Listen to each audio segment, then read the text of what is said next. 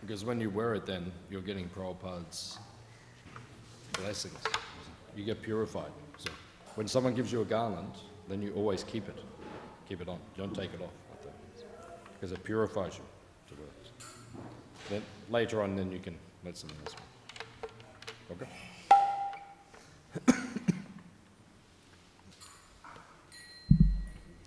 Jaya Radha Madhava Kunja Bihari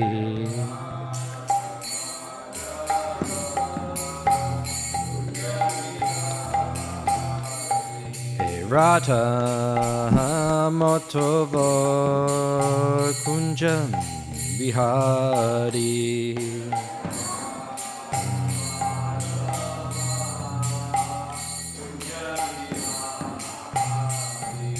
Gopi Jana Vallabha Girivaradari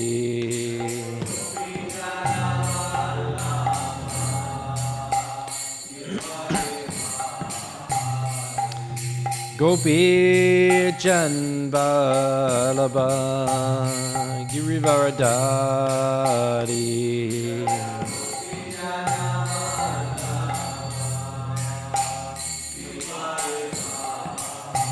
Yashoda Nandana Vrashajana Ranjana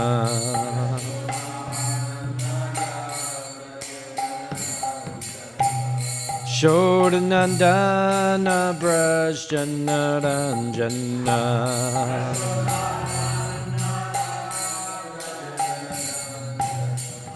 Jamuna Tira Vanachari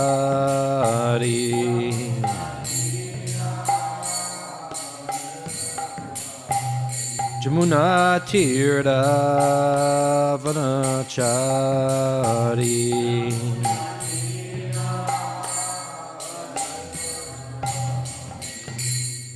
Radha Madhava Kunja Bihari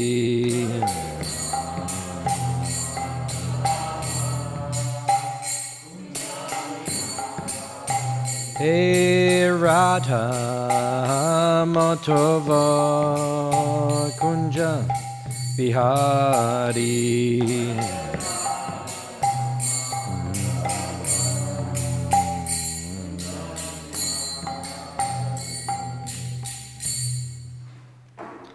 Jayam Vishnupad, Paramahamsa, Paragaraja Ashtalasara Sacha Śrīmad, His Divine Grace, A.C. Bhaktivedanta, Swami Prabhupada, Anantakoti Vaishnava Ki, Grantara, Śrīmad Bhāgavatam Ki, Nitai, Gopremanande, all glories is Simon devotees, all glories is Simon devotees, all glories is Simon devotees, all glories Sri Guru and Sri Gauranga.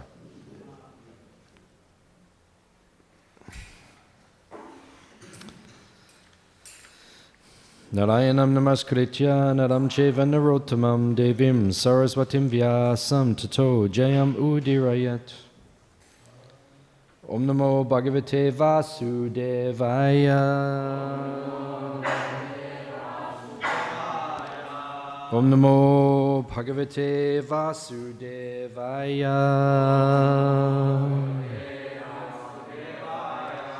Om namo bhagavate vasudevaya.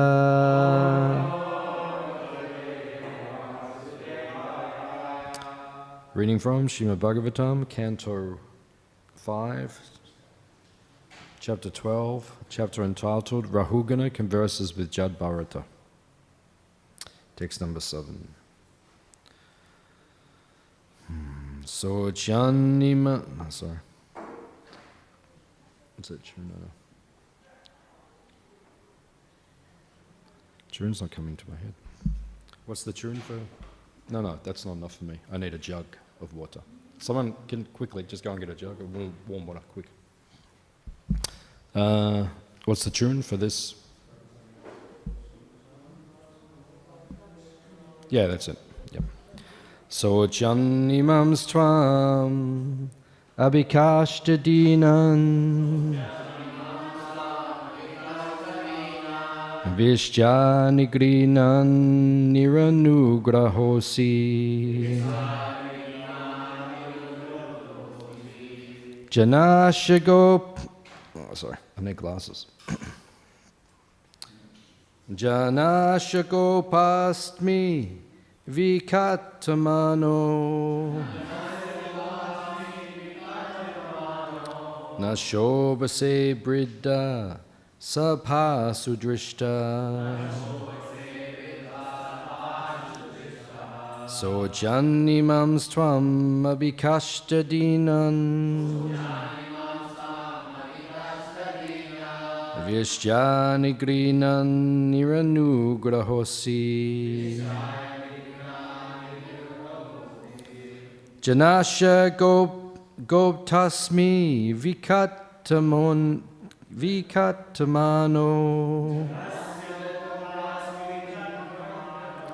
Nashopase bridda sabha sudrishta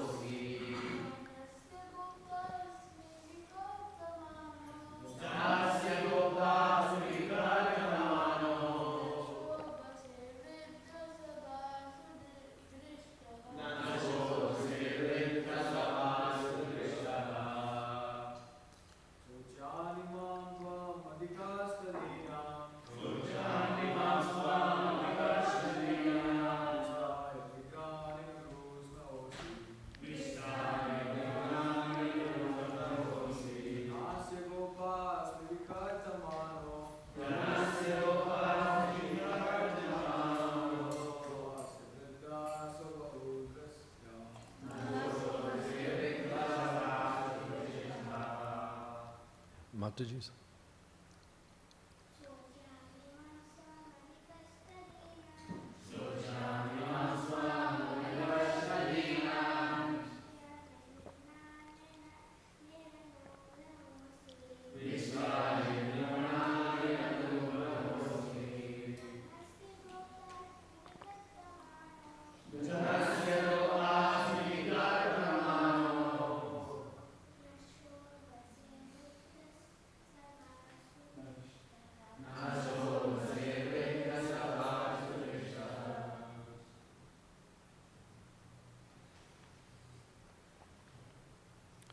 Anyone else?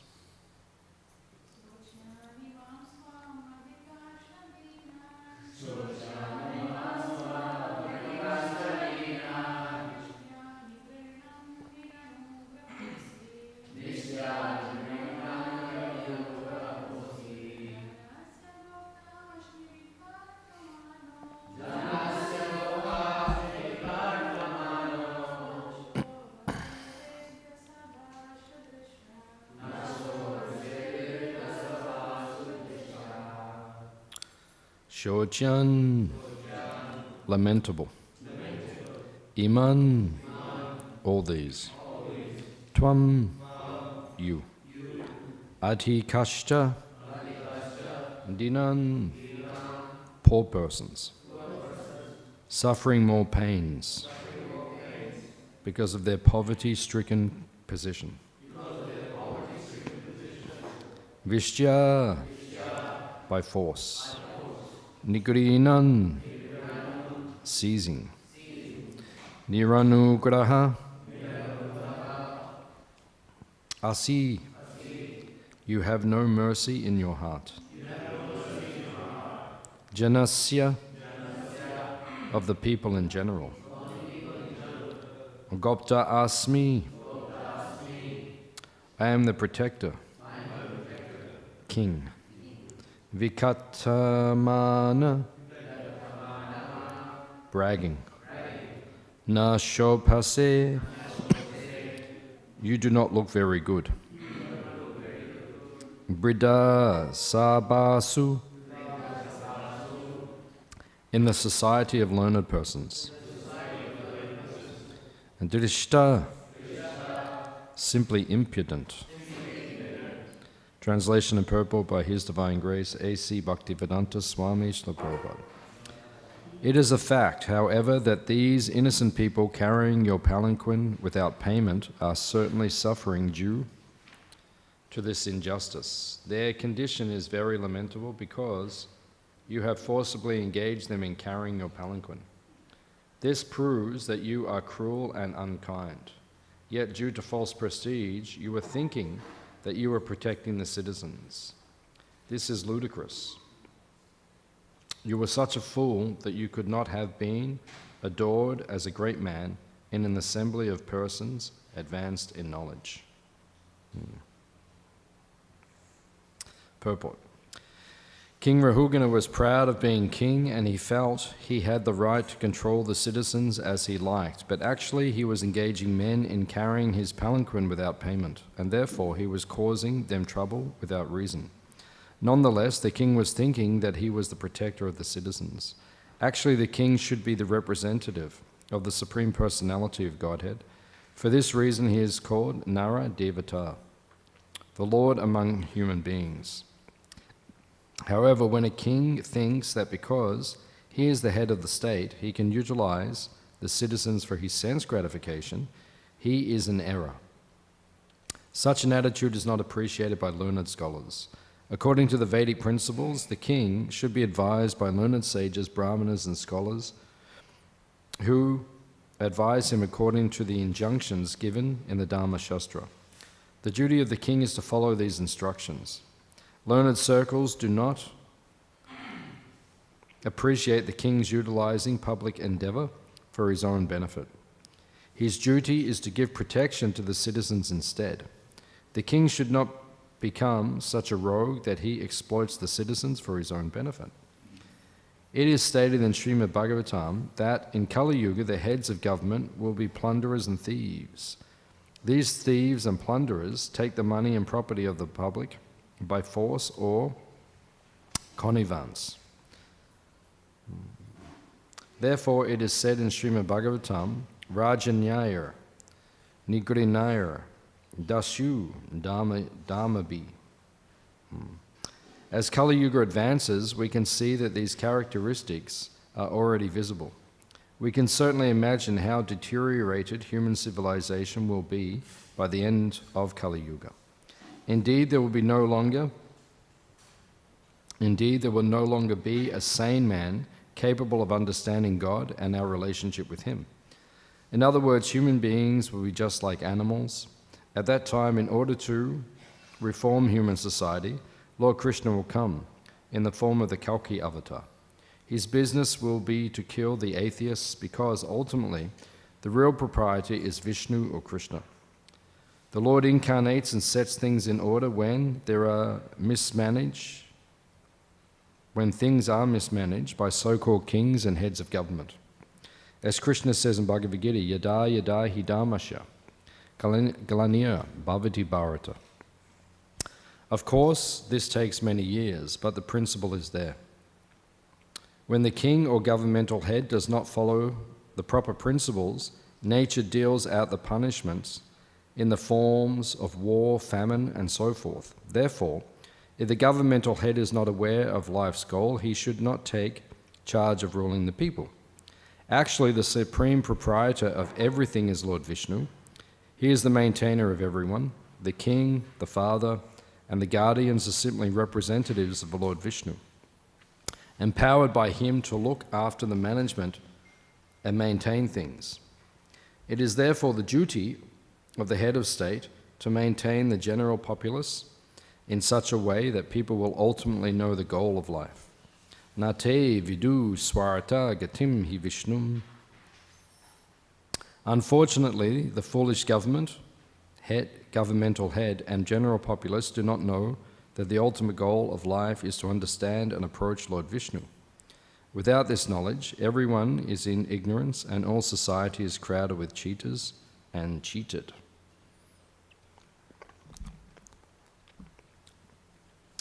Amagyan timadandasya gananjana shalakaya chakshurun militam yena tasmai Shri Gurave namaha.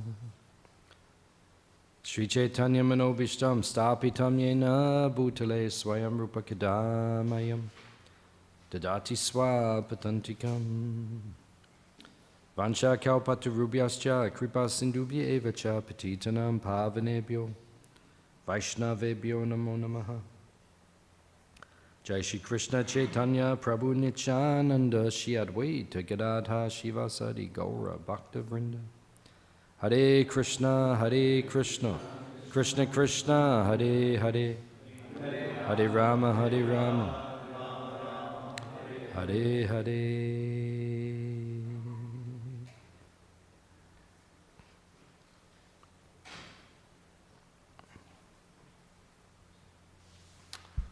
So this is a very important conversation between Rahugana and Jad Bharata. So the conversation, actually this conversation I said last time I gave class, a couple of weeks ago, this conversation actually made me a devotee, which shows the power of the Bhagavatam. And that's why Prabhupada emphasized so much that we distribute his books. Why should we distribute his books? Because the books can create a revolution in the lives of the misguided civilization. That's what it did to me. It created a revolution in my heart, a change of consciousness. Because when someone reads this knowledge, it has the potential to change their consciousness completely.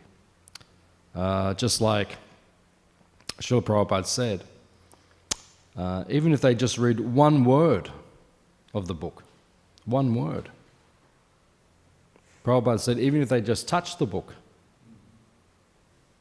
they get purified. You know, whenever we distribute books, we put it into their hand.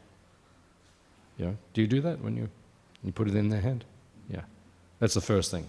You know, because when they have it, it's a lot easier to sell the book when they're holding it. You put it in their hand, but when they're touching it, they get purified. You know, and then sometimes people say, oh, the picture is very beautiful. They just got purified, they made advancement. Prabhupada said they read one word, they get purified. They look at it, they read the words, it's purifying. So that's the potential. What to speak if they go deeply into the book and actually meditate on the philosophy and have the sumedasa. Sumedasa means intelligence, sufficient intelligence, purified intelligence to understand it. That's why Prabhupada's strategy to spread Krishna consciousness was based on a three-pronged attack. Just like Durga, she is in control of this material world. And God is Durga. And you see her, she rides on, what does she ride on? Yeah, the lion, or sometimes said the tiger. So if someone comes into the temple courtyard riding on a lion, immediately you're going to get, they will get your attention. You'll think, oh, who's this? And then she's carrying a trident. Trident means a three-pronged spear. Goes like that. So that is symbolic, because she controls everyone in this material world with the three modes of material nature. Right? Everyone is under the control of the three modes to different degrees. The three prongs also represent the three kleshas: Adi Bhautik, Adi Daivik, Adi Yatmik. Right? She's controlling everyone. Which klesha have you experienced today?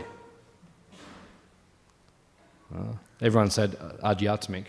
Either your body or mind's giving you some problems. You know, it's 8 o'clock, so you must have had some problems with your body or mind by now. And then Adavik. You see Australia at the moment, right? The whole east coast is flooding. Once in 100-year flood taking place. Adavik is very heavy things. And it was only 18 months ago, it was 2 years ago, 18 months ago, we had the fires. Not even 18 months ago. Big fires, now big floods. There's Adavik. So she will control you with that. I learned yesterday also Australia is having a mice plague. Did you hear about that? That's also up there, out the back of New South Wales. A plague. Not like, a few, a plague, like they're everywhere. Just going everywhere. They're hoping the floods will drown many of them. That's what they're hoping, like that. So how do you enjoy in this material world? Adhyatmika, Adavika, Adibhautika. Bhautika means the other living entities, the mice. They will give you a problem. Last night I was trying to sleep. There was one mosquito in my room, like that. No one's fault, but one mosquito, so that's enough. Which creature on this earth kills more humans every year than any other creature? Mosquito. People think it's the shark or the hippopotamus. Hippos kill a lot. Hippos are dangerous. People think they're just, beautiful. No, hippos are dangerous. In Africa, they get people. If they get you, you're finished. People think, all these different animals, they're dangerous. The mosquito is the most dangerous. Actually, down where I live, Surf Coast Bellarine Peninsula, at this moment, there's a big problem with Ross River fever, which comes from the mosquitoes. Because the mosquitoes bite the kangaroos, and the kangaroos have diseases, and they have this particular one called Ross River. There's different ones. And if that gets you, a lot of people are getting sick. And then you feel very fatigued, and it's horrible. So welcome to the material world, Hare Krishna. Please enjoy yourselves. Any questions or comments? Even COVID? Yeah. COVID is a problem as well. It's just problems here. See, that's the thing. COVID was last year, 2020. COVID-19 started at the end of 2019, right? But then 2020 was a write-off around the planet. But then everyone thinks, that was a bad year. But they don't understand. It's not good for the rest of this decade. The next 5 years in the Jyotish, they're not particularly good, right? And then it gets a little bit better to 2030, and then it goes really downhill bad.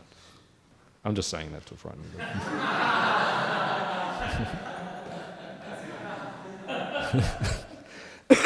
you. Devotees get into all this stuff. Devotees are like, it's gonna... Even one astrologer, he said to one devotee, "You're going to die in 5 years." So devotee was like, he changed his whole life plan. Now, I saw him the other day, and that finished about 3 years ago. It was about 8 years ago now. I said, "What happened to you?" I said, "You're still here." Krishna's mercy. Prabhupada, what did Prabhupada say? Clap your hands 3 times in front of the deities, all the lines change. Krishna's got control now. Durga has control, but Krishna has more control. Krishna has control now. Maybe today is my last day. If that's Krishna's zone, today is it. Nice knowing you all. Please give me your blessings. Hare Krishna. Thank you for the prasadam. and the chance to give class. But maybe another 40 years I've got, I don't know. That's up to Krishna, ultimately. Or it's up to me a lot as well, but it's up to Krishna as well. A lot of devotees are passing away because of heart disease and things like this. That's because of you, that's not Krishna.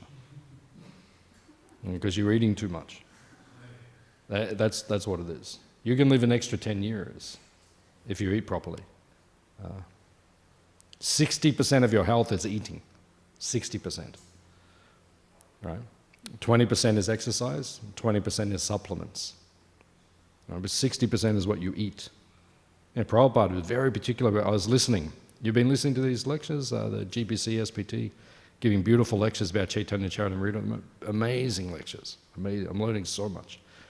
Shruti Rupa Mataji, she used to cook for Prabhupada, one of Prabhupada's personal cooks. And she was telling about cooking. You know that book Jamuna Devi wrote, Lord Krishna's Cuisine? Prabhupada told her to write that. They're the recipes from Chaitanya Charitamrita. Prabhupada said that book, those recipes should be cooked for the deities. I only learnt that. So, you know, if you're cooking for the deities, that's the book. Those recipes are what the deities want. It's very special. So she was cooking for Prabhupada. Prabhupada would call the cook in the morning and discuss the spices to be used for his cooking. And the devotees would have to sometimes, you know, turmeric, no turmeric powder, fresh turmeric. It took an hour and a half just to get all the spices ready for Prabhupada's lunch. And they were only cooking in that little cooker that he had, right? And then he would call them in the morning. Sometimes he'd say which level you would put the different items on in the cooker. It was all cooked in that cooker, which is in Vrindavan now, right? That brass cooker. So, you know, Prabhupada was very particular about what he ate. Very particular. You know, he'd say, today neem buddy, neem, I need neem. You know, bitter. Bitter is such an important, actually out of the 6 tastes, it's the most important. We should be having bitter every day. But devotees are the opposite. No bitter, too much sweet. That's the favorite taste for the devotees, sweet. But actually, sweet has to be balanced. You have to balance sweet. Sweet doesn't mean like sweet. Rice is sweet. Wheat is sweet. So we're eating a lot of sweet. That's why people are diabetic and these things. So anyway, she has her trident has 3 prongs. So she's got you with Adi Daivik, Adi Baltic, Adi Yatmik. So enjoy yourself. All right. Sattvagun, Rajagun, Tamagun, she's got you. Past, present, future, Kala Shakti, she's got you. A lot of problems in this world. She's got us in so many ways. Right? So Prabhupada says when you join ISKCON, you declare war on Maya. Right? It's a war now. Right? You're in the army, and this is a war. Hands up if you like being in the army, the ISKCON army. Yes, you have to have that fighting spirit. We are Kshatriyas. Prabhupada said, we want Arjuna or no one. Prabhupada said that. We want Arjuna or no one. You have to be Arjuna-like. I mean, we can't be Arjuna because that's another level of power. Arjuna was so powerful, it's ridiculous how powerful Arjuna was. You know, like when Indra tried to drown out the Kandava forest. Yeah, Arjuna with his bow made a net of arrows so Indra's rain couldn't get through. I mean, we can't even imagine what sort of power this is. You know, you've just got, you know, if I gave you a bow and an arrow, you know, you couldn't even hit the post there. You'd go like, oh, God. We don't even know that. Arjuna like makes a net so powerful that the floods like we're having up there now, all that rain couldn't go through. I mean, this is inconceivable, the power of Arjuna. But Prabhupada said we want Arjuna or no one. It means we have to be like Arjuna. Prabhupada also said in 76 at the end of his Leela, Prabhupada said, I want the benediction to die fighting on the battlefield like Arjuna did for Krishna. That's the spirit of this movement, right? So it's a battle, right? Prabhupada said, you have declared war on Maya. It's a battle now. So what happens when you declare war?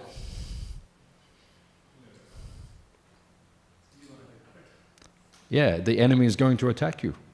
So you'll be feeling the three modes of material nature.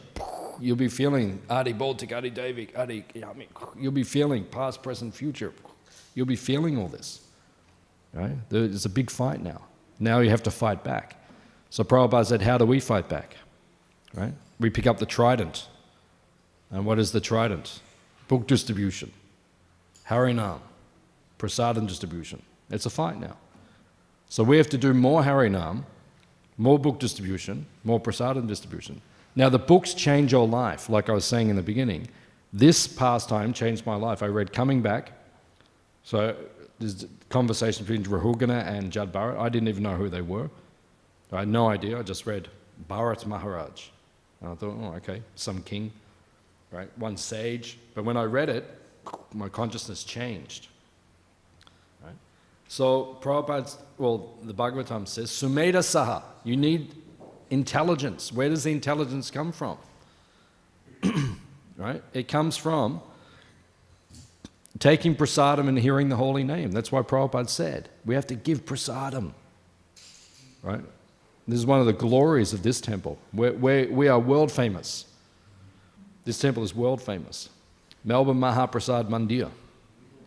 Right? It's famous around the world in ISKCON for prasadam. So much distribution, so much. Too much.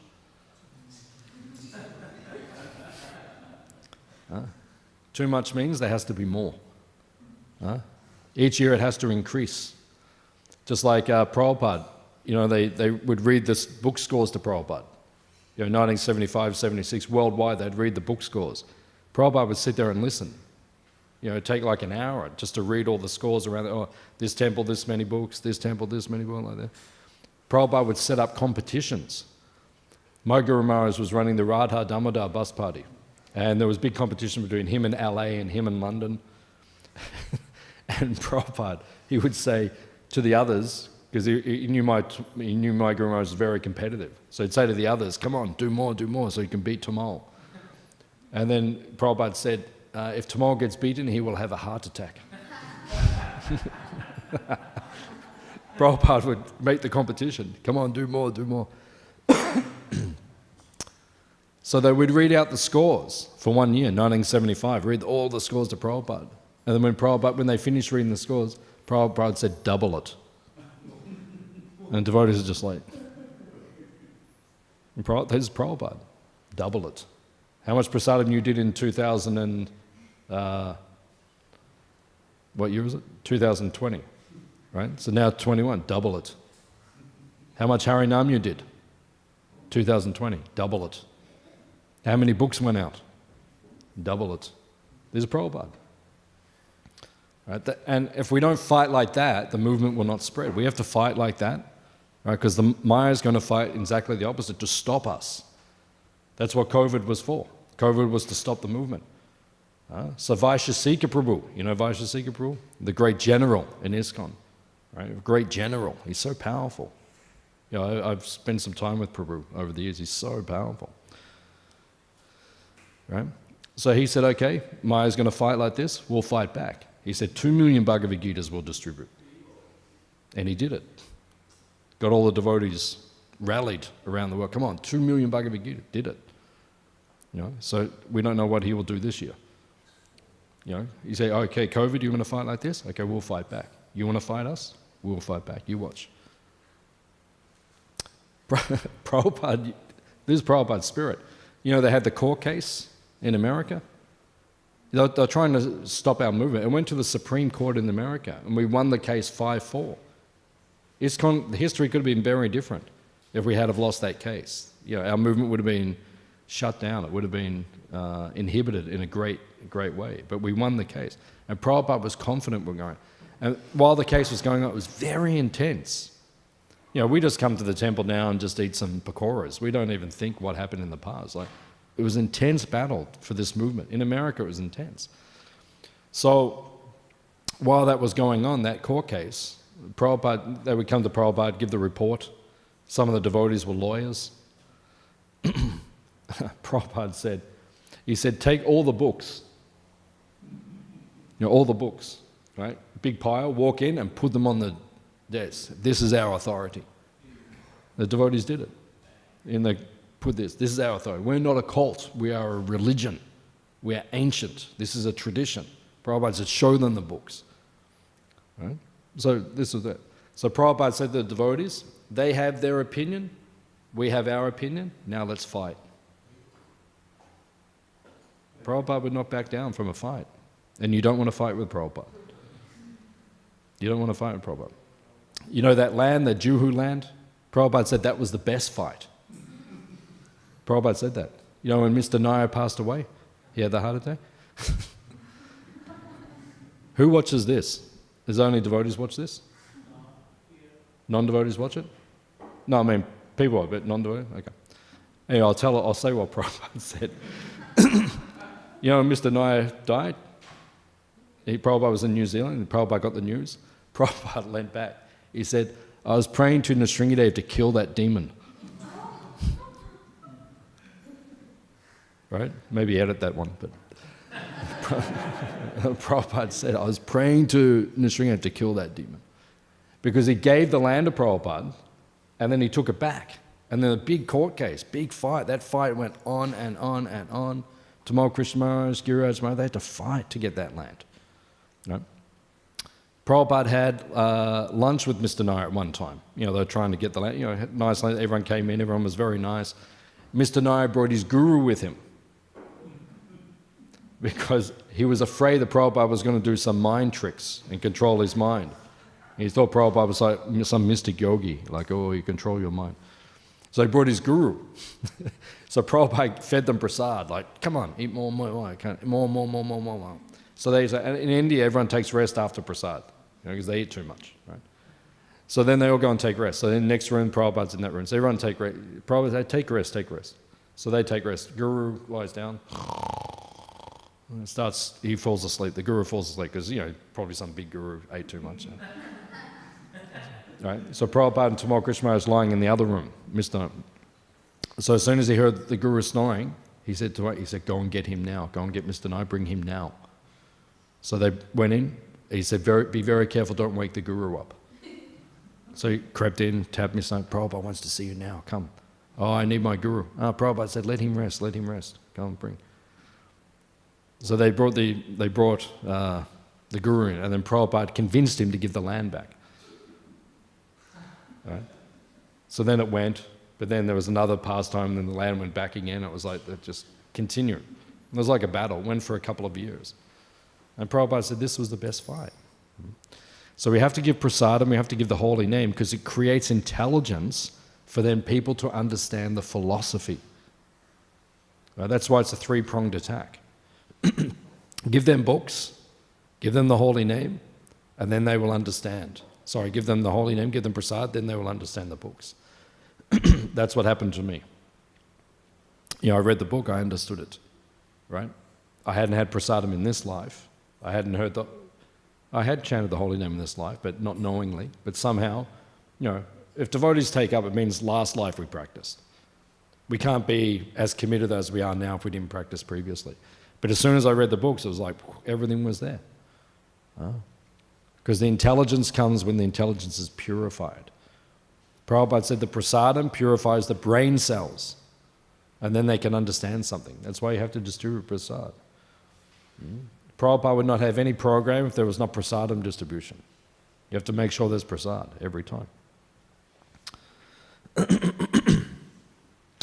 So, Rahugana is speaking to Jad Bharata, but at this point he doesn't understand who he is.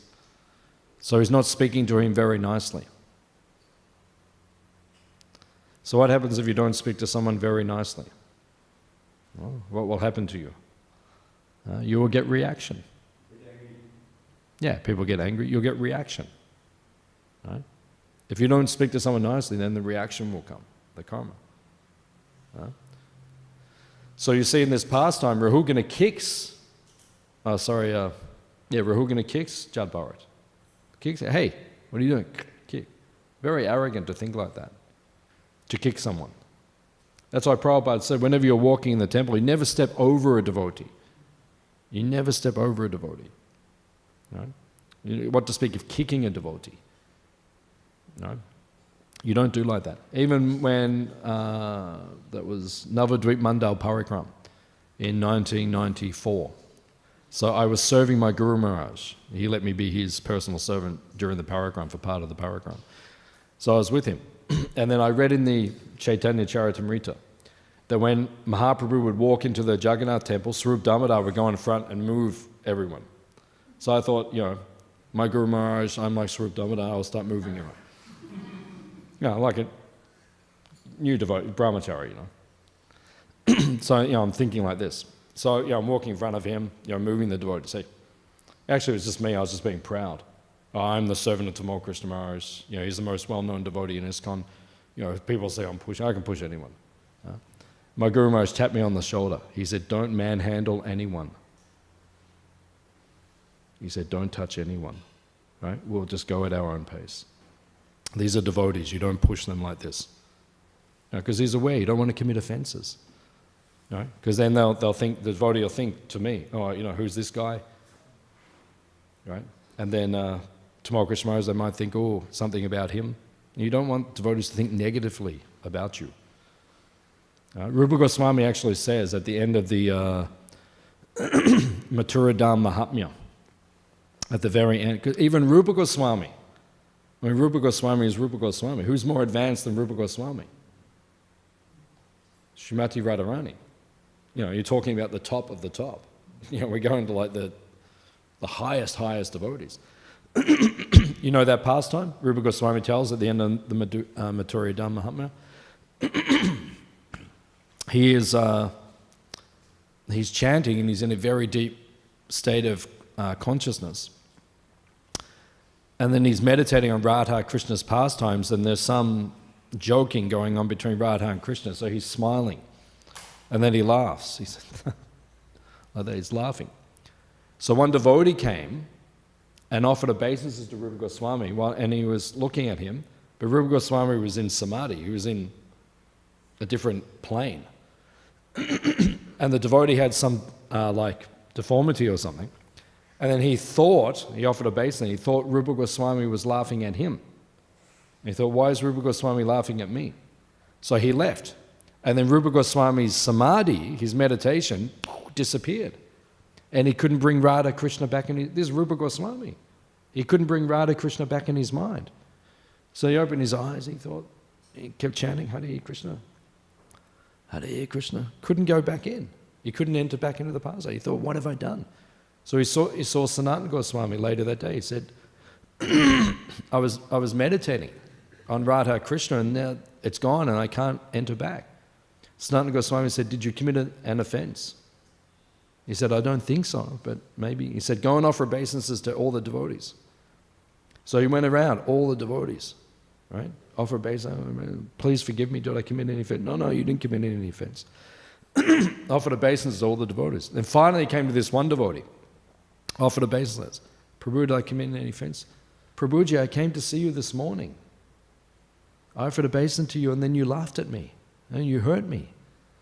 He said, no. He said, I did not mean this. He begged forgiveness, fell down at the feet of that devotee, Rupa Goswami, falling at your feet, saying, please forgive me. And then the meditation came back. Radha Krishna came back. Well, you have to be very careful. So Rahu had just kicked Jad Bharat in the back of the head. Jad Bharat is like Rupa Goswami, like a very advanced devotee. And you kick him in the back of the head, right? Now you've got a problem.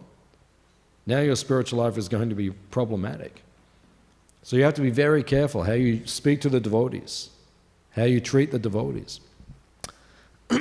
Different types of aparad are there. What are the different types of aparads? Vaishnav aparad, Nam aparad, Seva aparad, Jana aparad.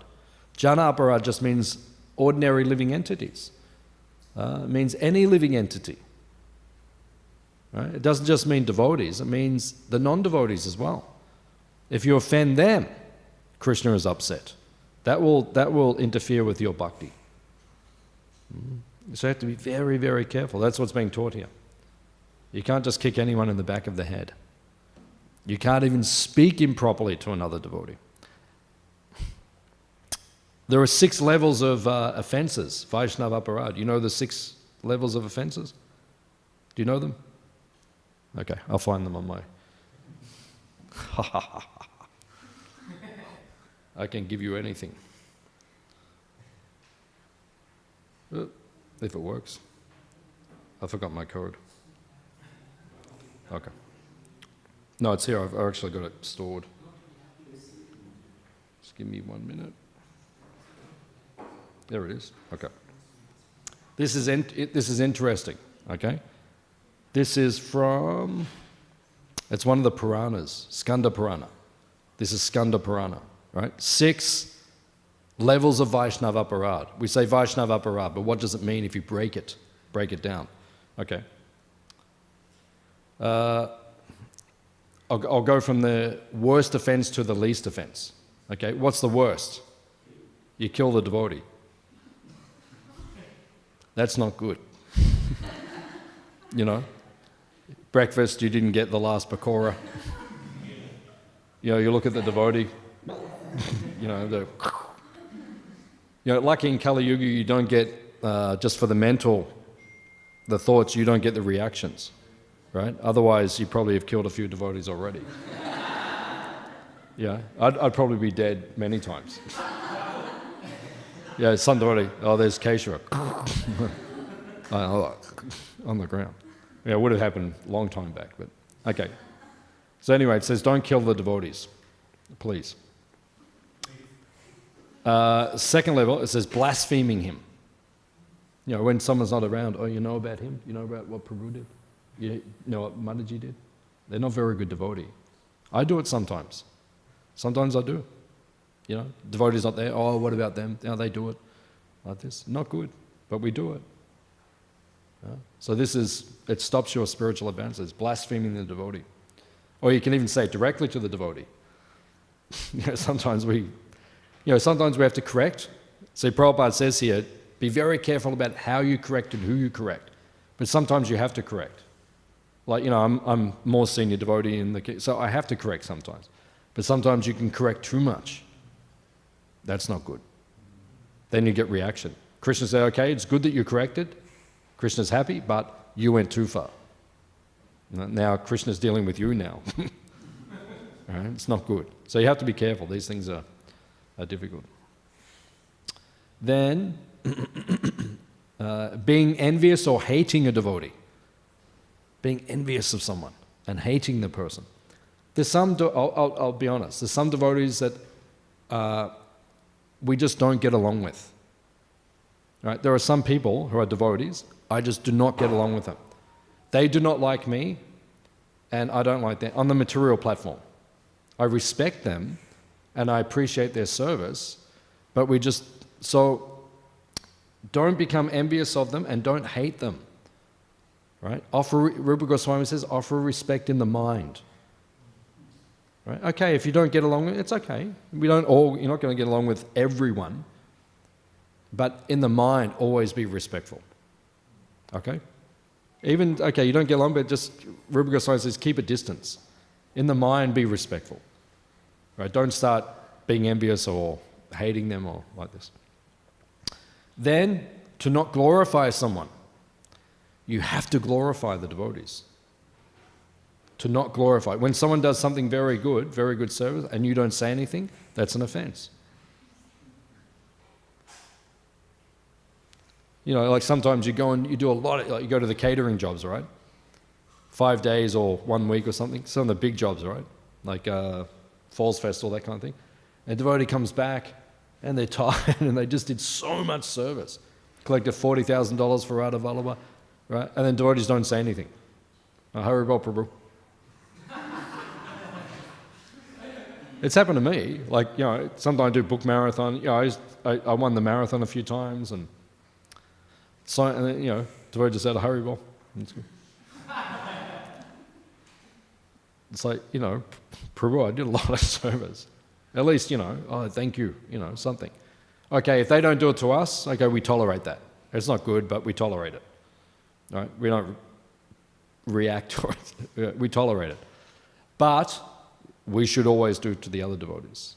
Okay, if another devotee having a problem, if another devotee does good service, you recognize that. So if you don't glorify it, it's an aparad. Then, being angry at a devotee. If you're angry at the devotee, unnecessarily. Sometimes you have to be angry. If someone does something really silly, right, then you have to be angry, but unnecessarily, right, then you will get reaction. So you have to be careful. And then, the least serious, but still it's a defense, very interesting, it says, not to be happy when you see a devotee. It's interesting, actually. It's very subtle, but you see another devotee, right, and you're not happy, you don't look them in the eye, and you don't speak to them, then you're committing aparad. You have to understand this point, right? Because it may create a ill feeling in the heart of the other devotee. And that's enough to stop your meditation on Radha and Krishna. Right? So these are the 6. Right? Very serious to least serious. We think, oh, that's not so serious, but it's an aparad. So you have to learn these 6. You have to deal with these things. Otherwise you don't make advancement in Krishna consciousness. So it says here that Rahugana, right, he was puffed up. Right. The basic point of the pastime is be very careful how you deal with others. Be very careful how you deal with others. That's the basic point. Sometimes we have to chastise, or some of us have to be leaders. So we're leaders. That's our service. You have to correct the devotees. Hey, that's not good. Stop doing like that. Right? That's wrong. Like if I spoke right now, I can see probably 3 to 5 things wrong right now devotees are doing, right? So I don't feel like stopping the class and telling everyone, but sometimes I do. Sometimes I say, hey, Prabhu, you're not doing the right thing. Your back is towards the deities, or you're falling asleep in front of the deities, or you're talking to someone else while the class is on. Well, that's the 3 things already. I'm not even thinking, right? If you want me to go further? There's more there, right? But that's the point, right? The senior devotee has to do that. So that's service. He has to correct. But it has to be done very properly, very carefully. And the other person, my Guru Maharaj said actually, the last time he came to Australia, he said the Guru only tells the disciple about 10% of what he needs to hear. Because he said, if I told you everything, you probably couldn't handle it. Advanced devotees can handle the chastisement or the correction. But most devotees are not so advanced. When they get something like, oh, I don't want to come to the temple anymore. These people are not nice to me. No one understands how great I am. We think all these crazy things. You get a little bit of chastisement, you can't take it. Or I'm not going to talk to that person anymore. They chastise me, so now I won't look at them, I won't talk to them. That's not very good. That means you are not very advanced in Krishna consciousness. It means neophyte devotee. Prabhupada actually said the advanced devotee only needs chastisement. He doesn't even need praise. Prabhupada said he preferred the correction of Bhaktisiddhanta Saraswati to the praise. That's advanced, when you prefer that. I like both. I'm being honest, I do. I like being corrected, I do. It's not always easy, but I like it because it benefits me. But I like to hear some good things as well. I'm not so advanced I can hear, nothing good. So, okay. Any questions or comments? Anything we've discussed in the last 80 years of Śrīmad Bhāgavatam? Hare Krishna. Maharaj, please speak. Mahatma Maharaj. Hare Krishna. Hare Krishna. Jai Ho. Yes. Prabhu. Yes. Do you want to explain about this Vikattamano? This verse, in this verse, Vikattamano, that word. There is a translation given by Prabhupada. Which word is it? Third line. Third line? Third line. Vikattamano. Okay, sorry. Thank you very much. You're welcome. What does it mean? I'm a great Sanskrit scholar. So the Sanskrit says, bragging. Actually, I don't know Sanskrit, but I just read it. It translates as bragging. So what's the question? Is it all right to say like that? To brag? No, it's not so good. It's not what devotees do. What does bragging mean? It means speaking about your glories. Is that a good thing in devotional service? No. Oh, I did so many things. I know Sanskrit. You know, I give such good classes. I am such a good cook. I distribute so many books. Like, that's not so good to say like that. Today's rooster is tomorrow's feather duster. Very good. Yeah. Any other questions? First? Yeah, I'll take them all, but you go first.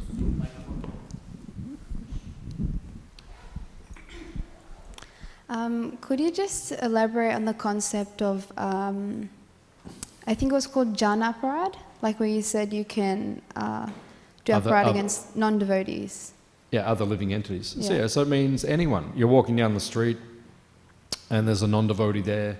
And I remember one time when I was a young devotee, I was in Adelaide and I was distributing books door to door, not on the street, but I was going.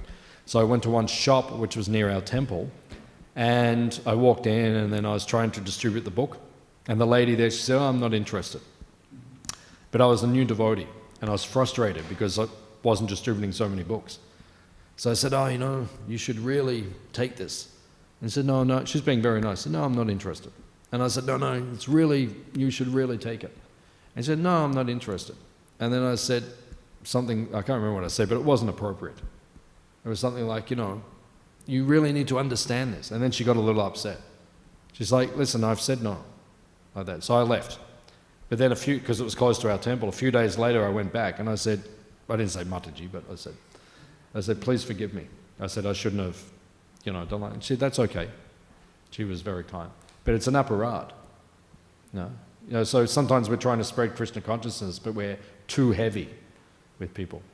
Or like sometimes I hear devotees distributing books, and there's like someone who's like 15 or something. So they're a young person, and you give them the book, and they kind of bring out the money, and they're feeling uncomfortable because they're speaking to an adult and they're in a part.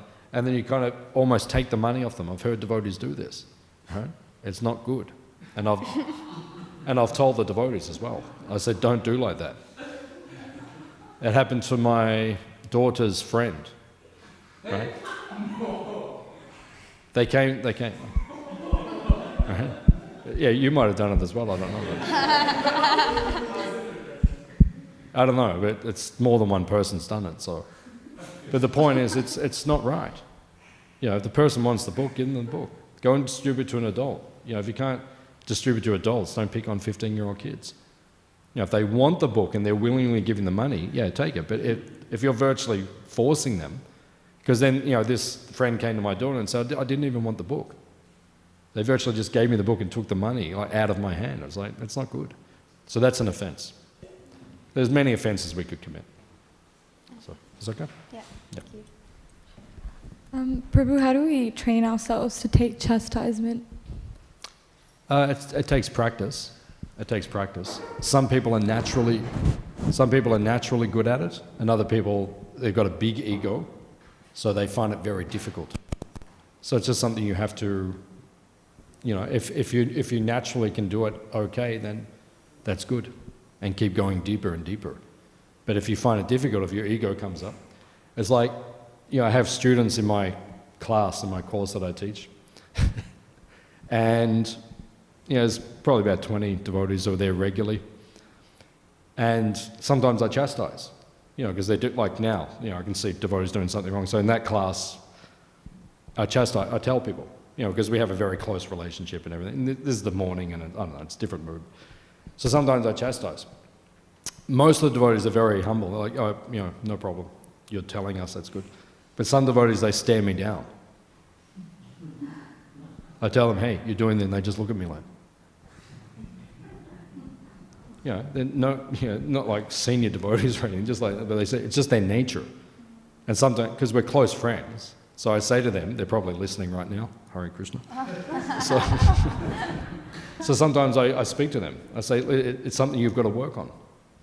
Yeah, you've got like this, it's just the nature of the person. So if you've got that nature, you have to bring it down. That's all. It takes practice. So.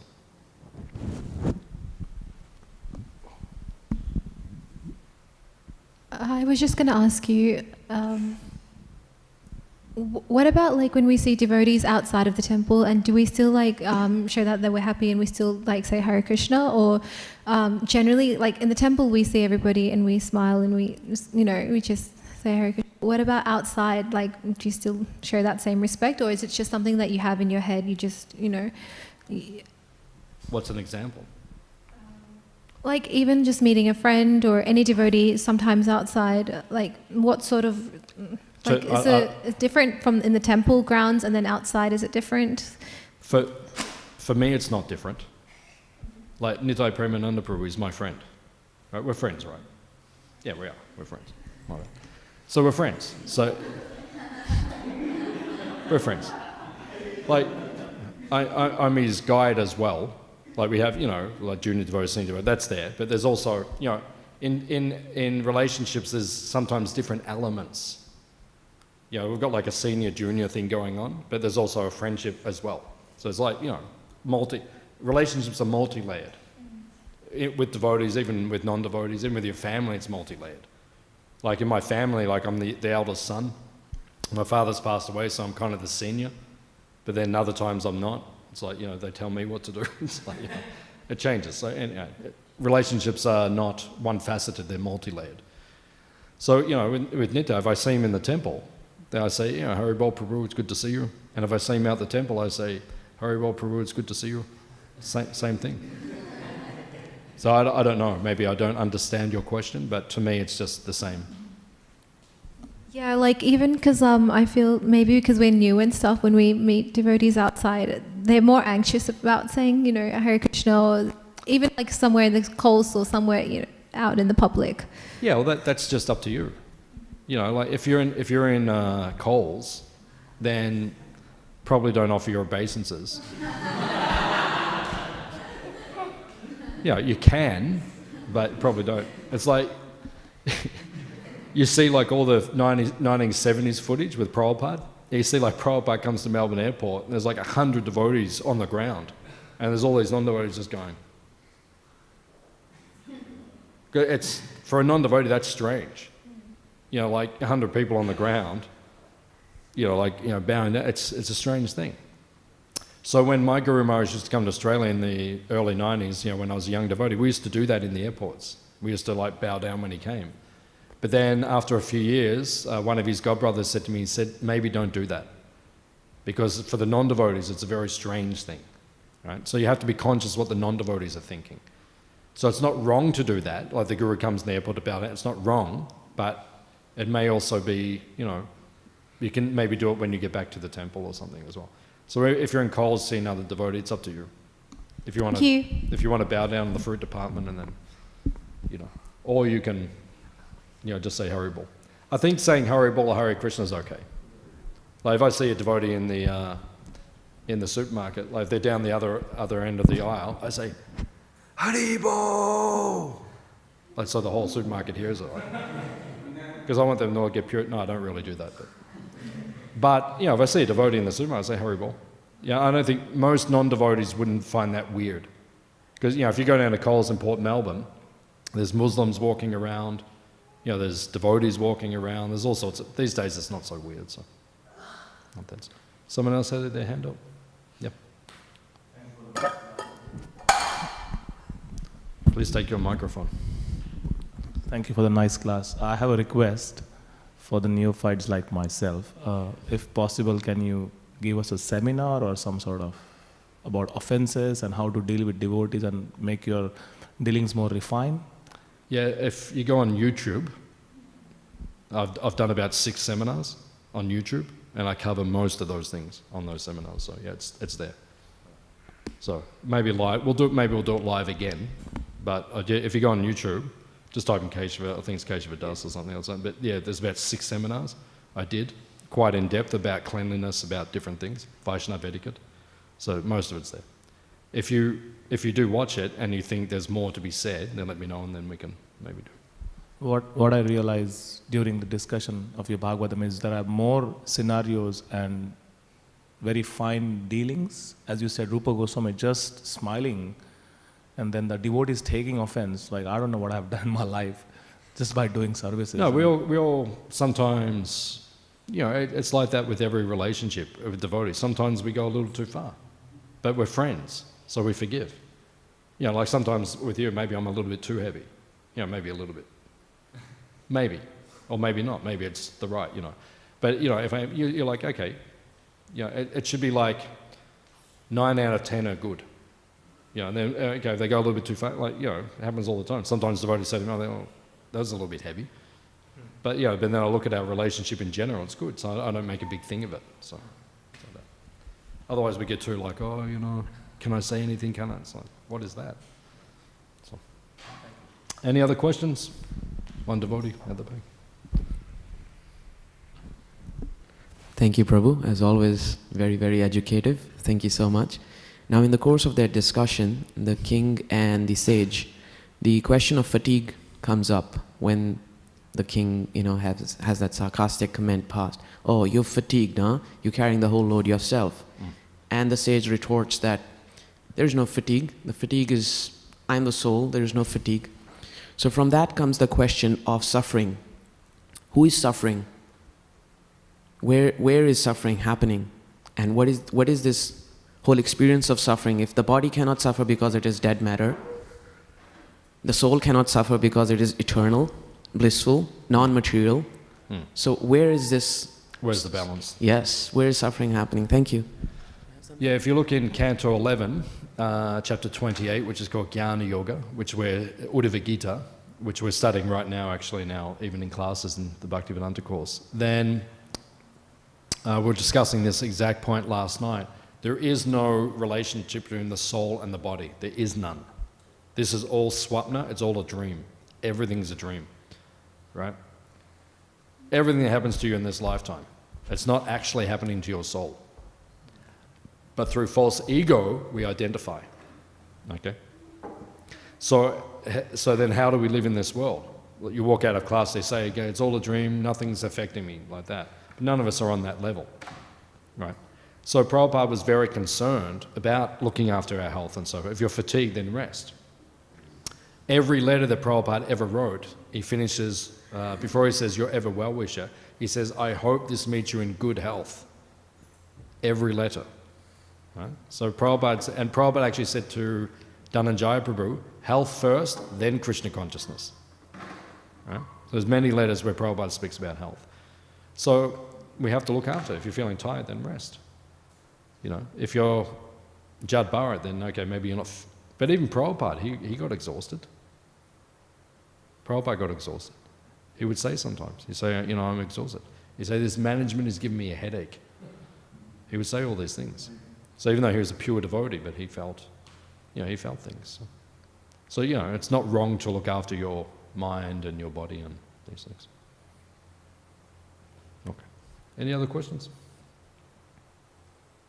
Okay. Srila Prabhupada ki jai.